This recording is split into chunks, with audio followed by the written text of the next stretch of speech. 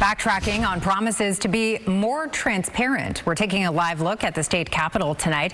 California lawmakers will leave for spring break tomorrow without telling taxpayers how much they're paying for the Capitol Annex project. That's the at least $1 billion office building under construction right now behind the state capitol. KCRA 3 political director Ashley Zavala tried to talk with project leaders before they left town.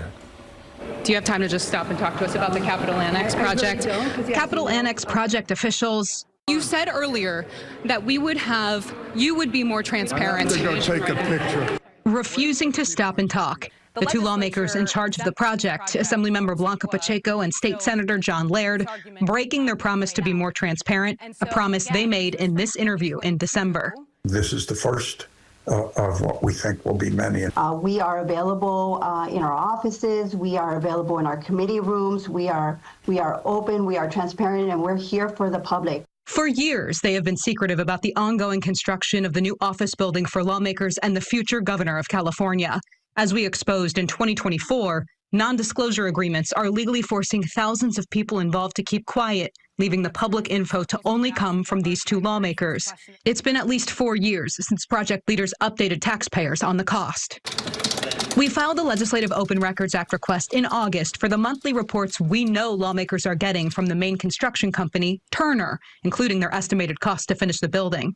The Joint Rules Committee Laird and Pacheco oversee spent months delaying that request, then this month replied to us in writing, quote, "The public interest served by not making the record public clearly outweighs the public interest served by disclosing the record." The leaders went on to say they would give us these key cost records once the building is finished in the fall of 2027. I confronted both at the state capitol this week. Right, but you promised to provide an update to taxpayers on this project in the beginning of the year. You're about to leave for spring break and not get a single update. Why? We're going to be doing it on a quarterly basis. Don't you guys? Taxpayers deserve to know how much this building is. I need you guys all together. I followed Assemblymember Pacheco into a packed elevator where she tried to avoid me. Assemblymember Pacheco, I have a question about the Capitol Annex project because you've been rejecting my interview request for the last really the last 3 months. I've asked you 3 times. We provided you an update in December. We had an interview. And you promised to be more transparent, and you said you would. No, you haven't. What update have you provided taxpayers? We provided you all the lower requests that you wanted, and we. No, you haven't. Also avoiding me, Senator Laird. I followed him up the steps and down the hall.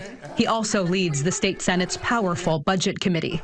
How can we trust you, Senator Laird? You promised to be more transparent, and do you really think this is? We waited for him to finish taking his picture before trying one more time. Senator Laird, you have nothing to say. You guys are leaving for spring break and you won't even give the public an update on this building, Senator Laird. We have we have responded to your lower requests. We have denying it.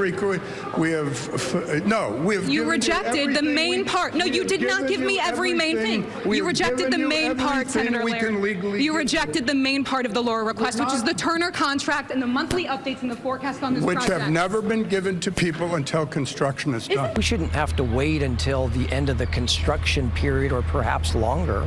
Adjunct McGeorge School of Law professor Chris McKaylee questioning how lawmakers are trying to keep cost records under wraps. I think that the state officials here are misapplying exemptions and that this information should in fact be readily disclosable.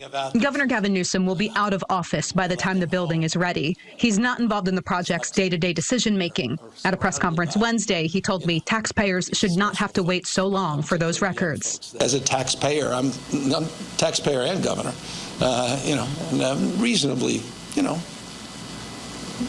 good taxpayer. So no, I think it's not. This is hardly an argumentative frame, and it's the least I think you deserve. So let me, as I said last time, and then I was told there was progress on this. Let me see what I can do to help influence this because I cannot, in good conscience, support that decision on the basis of the facts you just laid out. As we reported last month, Sacramento County Assemblyman Josh Hoover filed a proposal to invalidate the non-disclosure agreements on this project. Assemblymember Pacheco leads the committee that decides where that bill goes, and she has yet to schedule it for a hearing.